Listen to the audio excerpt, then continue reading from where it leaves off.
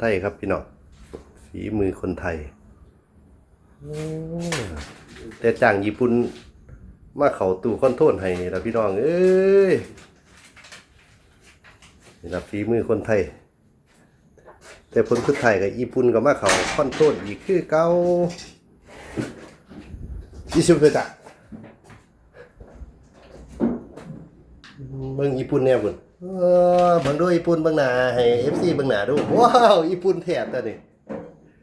ญี่ปุ่นของแท้ตัวนี้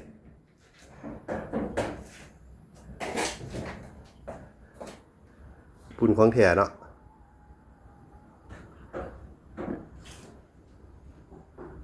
นี่ยังก่ออิซุเปตะญี่ปุ่นหิวข้าวบ่โอ้บ่แม่นได้ญี่ปุ่นเว้าอีสานนี่